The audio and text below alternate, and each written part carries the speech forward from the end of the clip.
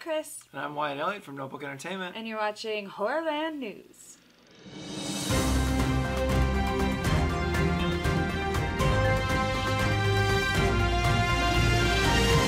So we have more strike updates. The AMPTP has reached out to the WGA again as they reached their 100th day of striking last week. Oh. Okay, so they met on Friday, and the AMTP made a counter proposal. The WGA has announced that they are evaluating the offer and will deliberate before responding sometime next week. Neither side has released what is in that offer yet. I'm assuming first offer is not, or second offer, I guess, technically, because their first offer was like, how about nothing? Right.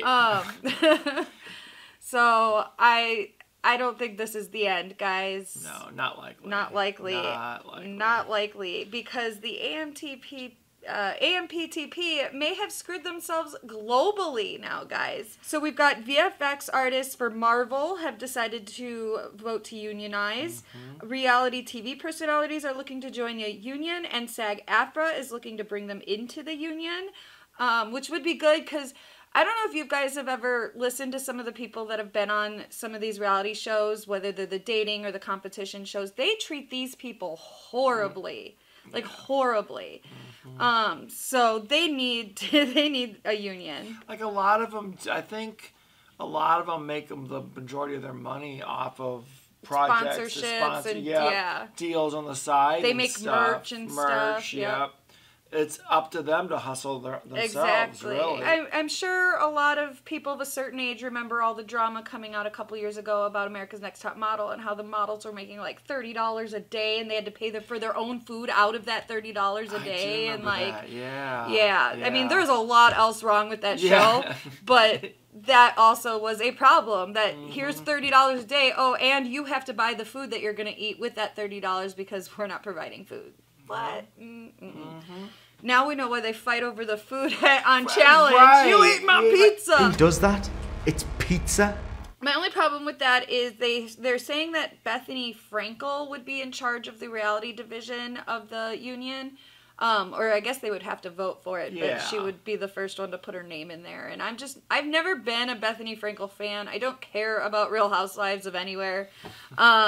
It's not my genre. I understand it's very popular. There's a lot of people that love it. If you do, more power to you. Not knocking you. Just not my thing. Yeah, that's true. Everybody has their guilty pleasures, for sure. She became famous from, obviously, the Housewives show, but she is also a businesswoman.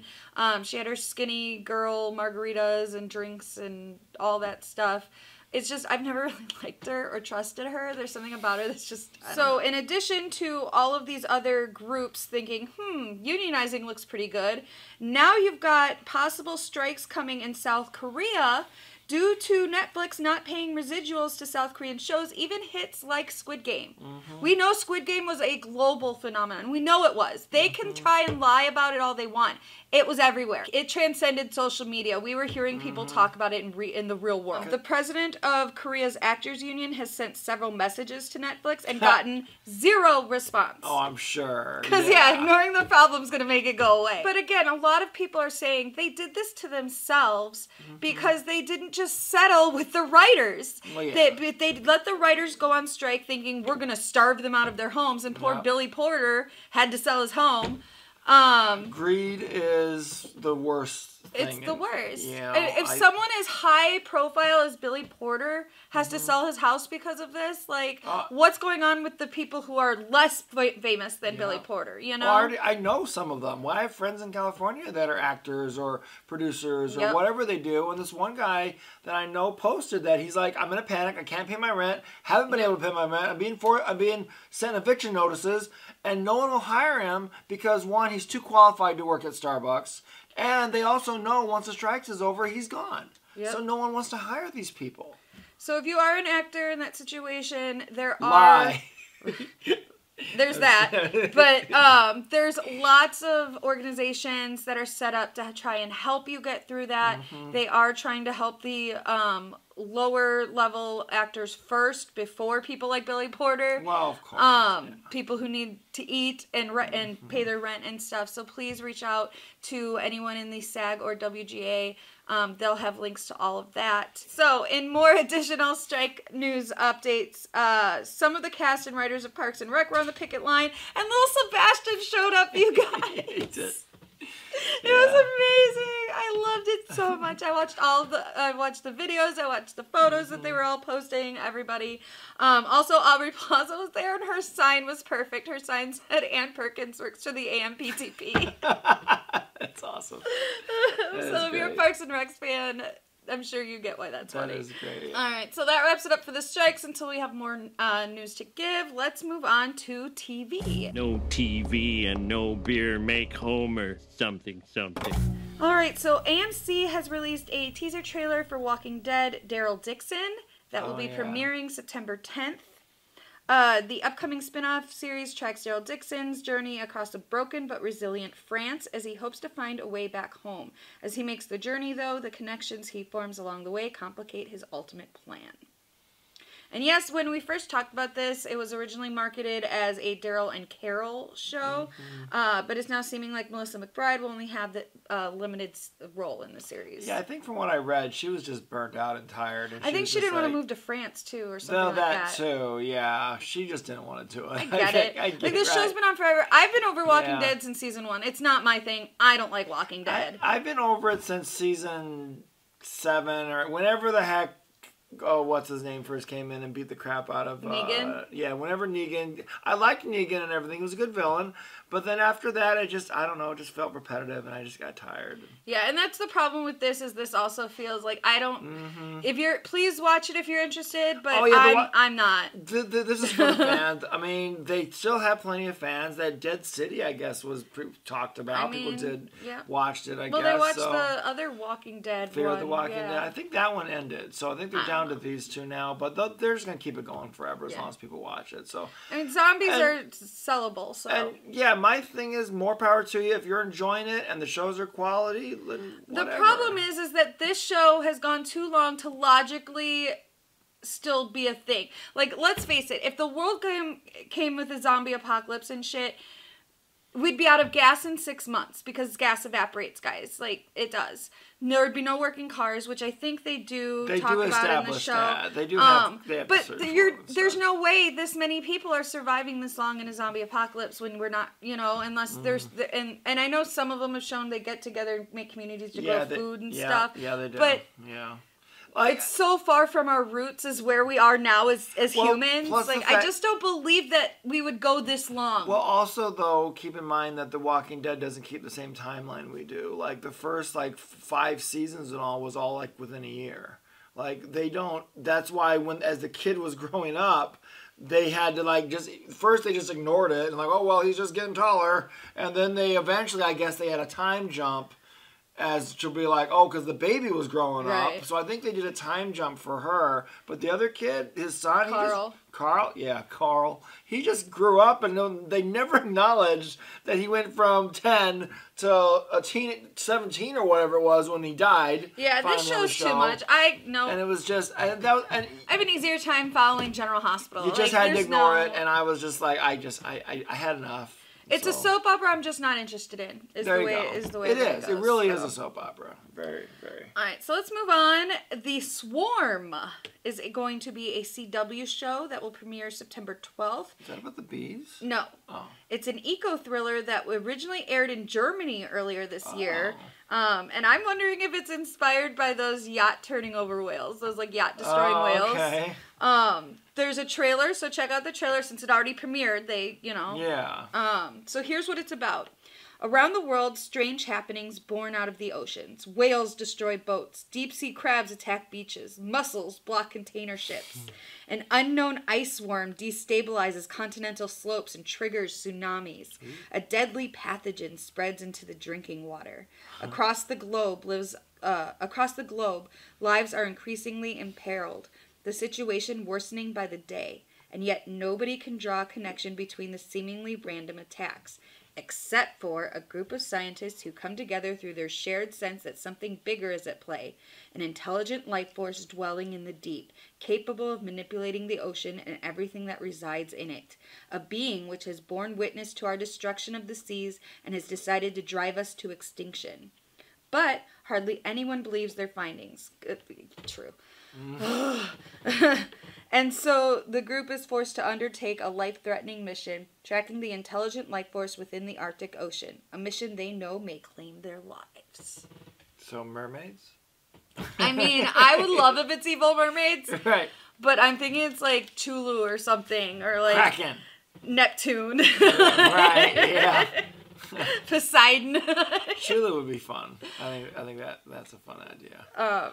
But yeah, so it's clearly based on what's happening around the world. And so you're saying that this is an import, not a remake? Yes. So, okay. It's already, as it is, has been aired in Germany, and they're going to air it on the CW, because what else do they have to air? So let's move on. Stills, photos from Mike Flanagan's final series for Netflix have been released. The Fall of the House of Usher is based on multiple Edgar Allan Poe works, and it will premiere October 12th on Netflix. In this wicked 8-episode limited series based on the works of Edgar Allan Poe, ruthless siblings Roderick and Madeline Usher have built Fortunato Pharmaceuticals into an empire of wealth, privilege, and power. But past secrets come to light when the heirs to the Usher dynasty start dying at the hands of a mysterious woman from their youth.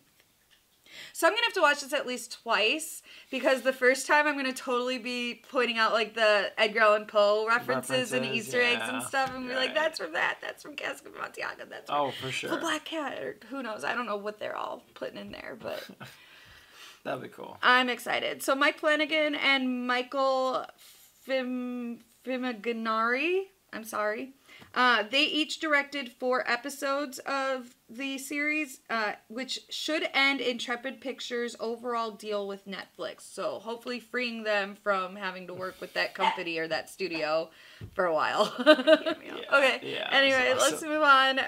We don't really have anything in our trailer park today, so we're going to move on to news.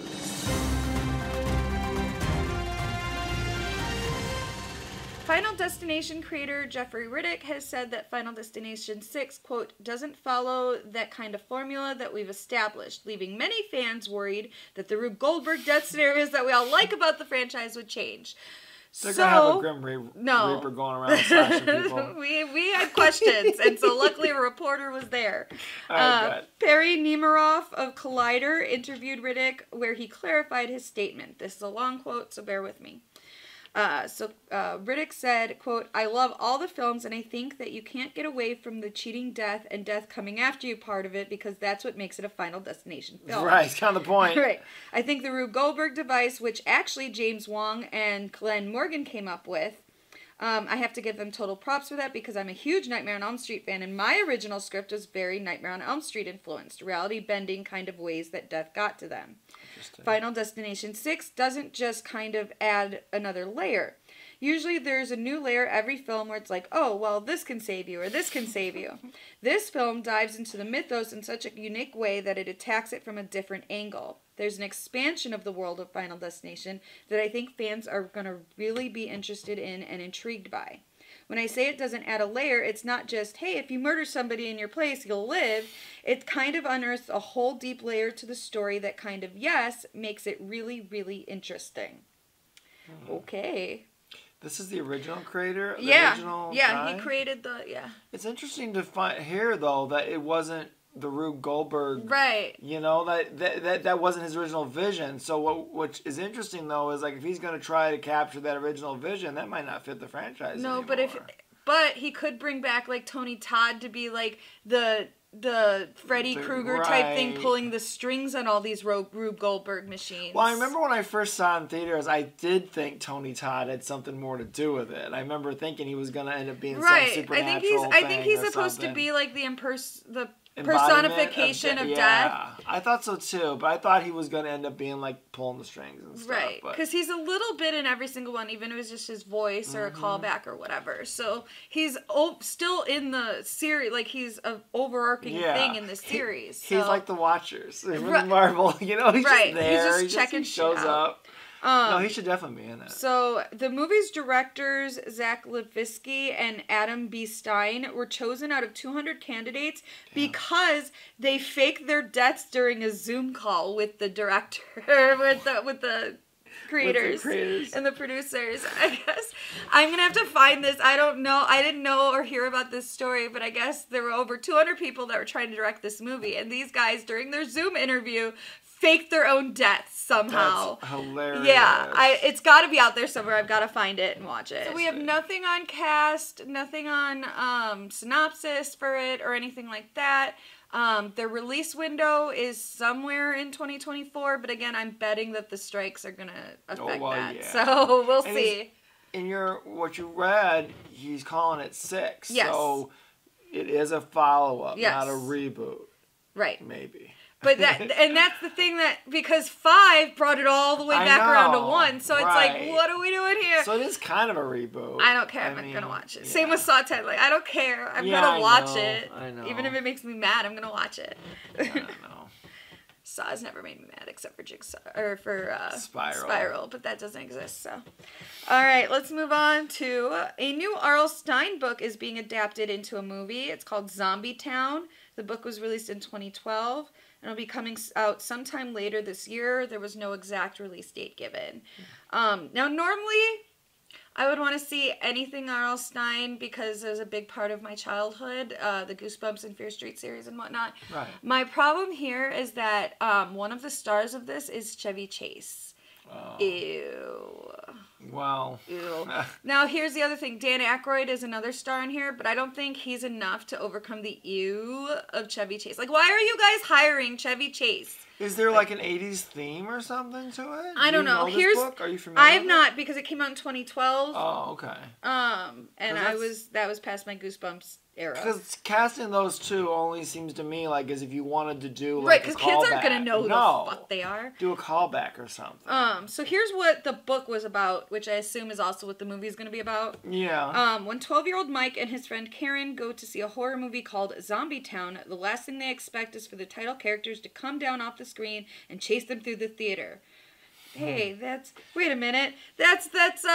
Are You Afraid of the Dark did that episode with Nosferatu. They didn't call him Nosferatu. It was a vampire, but it was Nosferatu. Came down off the screen and was chasing him through the theater. Wasn't there a American Horror Stories that did that too? The drive-in one? Yeah. That one, it was a one episode. It was a one episode, but yeah, I think they did. But I don't think it came off. I think that it was just like inspired madness. I don't remember. The stories were not good. No, but like, I don't really remember. I'm getting but I do like viscerally remember because I loved Are You Afraid of the Dark, and that episode with the vampire coming off the screen, I thought it was fucking awesome. I had no idea what Nosferatu was back then. Just thought it was awesome. That episode gave my little sister nightmares forever. Like, well, but I loved it. Because I'm weird. She's normal. So,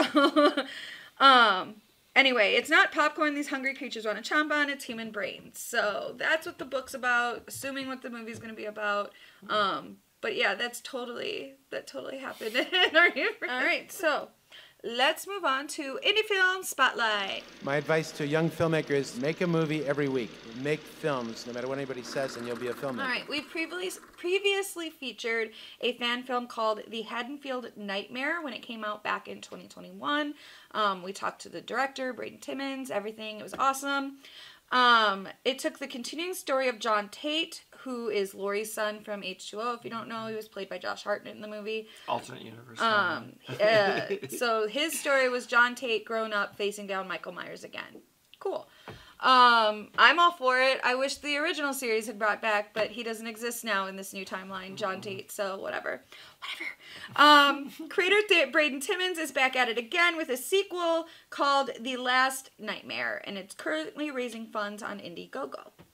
So in 2022, the production team had also successfully crowdfunded their first original short film, Sally, which is currently on a festival run. It won Best Horror Short at Strange Days Horror Film Festival. And it was a selection and has a screening at the Houston Horror Film Festival this month. So The Last Nightmare apparently picks up where because he's calling this a trilogy. So basically he's including H2O and then his Haddonfield Nightmare, and then The Last Nightmare is supposed to end this little trilogy of John Tate that he's got going. If you're interested, if you saw the Haddonfield Nightmare, I know he got over 1 million views, so a lot of people did see it. I liked it. I thought it was a good production. It was a good production. It had a lot of potential. I like the idea of the story a lot. But they even say in the Indiegogo for The Last Nightmare that they knew that the last one wasn't perfect, that they had a low budget, that there was a lot more they wish they could have done. Of course, every filmmaker feels that way, whether you're working for a studio or indie film. We all feel there's more we could have done. So their goal here, I think it was 30,000 that they're reaching. I think they've got about 20 more days to get to it. They're offering some cool perks and stuff, so definitely check out the Indiegogo. And on the Indiegogo page, if you want to see what other work they've done to see if maybe do I want to contribute to this, they've posted both the Haddonfield Nightmare and Sally on their Indiegogo page, so you can watch both their films there. I'll have to go there and check out Sally. I haven't watched Sally yet. No, I haven't either. I didn't get a chance to watch it, so I can't say whether or not I recommend it, but... But I did like the first Haddonfield. I thought the mask was really nice. He went the extra mile and got a custom mask made and stuff versus just buying a Halloween there was one. Effort and love put into it. There was. Yeah, he's clearly a major fan, you know. So I kept following him ever since our interview and stuff. Oh, yeah, same. So, and he liked the Barbie movie. Right. So, Braden, if you're out there, you want to follow up with an interview, hit us up. Leave a comment, and we'll set something up because that would be awesome again. But yeah, I would say check it out for sure. I say definitely donate. I mean, you know, who knows when we're going to get another real Halloween movie. Right. And they're definitely not going to follow up with Tate. As awesome as it would have been if Halloween Ends would have shown. But Corey's still there. Right. But Corey's still around. See, they could have had Corey be Tate, and they could have worked that all in there, but that would have really complicated it. Yeah, because John Tate doesn't exist because Laurie was never Carrie. You know, it's a whole thing. John Tate would have to show up and be like, "You have a multiverse. I'm your son. I need your help. Come with me." Oh my God! If they made a multiverse of madness for Michael Myers, I would watch the out of that. Right. So hard. Josh Hartnett shows up and goes, "Come with me if you want to live." Hell yeah. I'd go anywhere with Josh Hartnett. I've loved Josh Hartnett since The Faculty. Are you kidding me? This week we're going to go see The Last Voyage of Demeter. Been hearing great things. Stephen King and Guillermo del Toro both said they loved it. What's funny to me about it, and I'm sure we'll talk about it in our review, but I love that people are like, "Oh my God, Dracula on a boat." Like, it's literally a chapter out of the book Dracula, you guys. Like, read. Please go read more. Please read more. Yeah. The only complaint I've heard at all is that Dracula is kind of just like a monster in the background of it, but I hear that they did use practical effects, so, for the most part. So that's awesome. But yeah, it does look really good. Can't wait to see it. Follow up on our channel. So like I said, make sure you subscribe. We'll post it shortly, and I think I've said enough now, so I'm gonna shut up. All right, and I'm gonna go talk over here. Okay, bye. Everybody's super excited to have this pizza delivered, and I find that Marie takes a box of pizza to her room.